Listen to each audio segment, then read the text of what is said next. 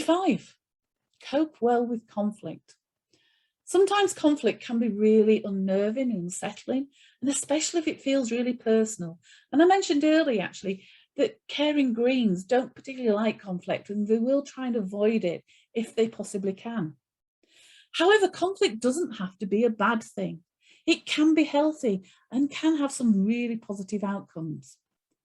We've all got different personalities, behavioural preferences, different values, beliefs, which make having differing opinions and ways of doing things inevitable.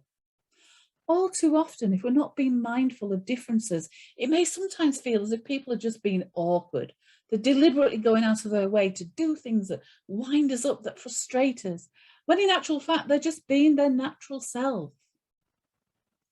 The key is to value the opportunities to share opinions, learn and grow.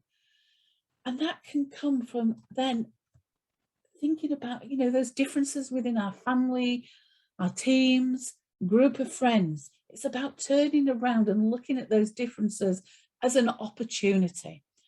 To do it by a great starting place is actually to be curious. Be curious, not judgmental. And that's one of the key skills for thriving in the world today.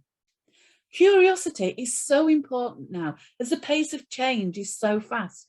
Curiosity helps us to keep up with the pace and move with the times.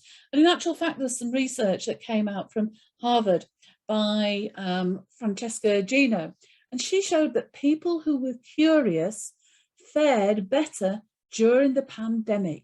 They experienced lower levels of stress and burnout and adjusted better to the uncertainty.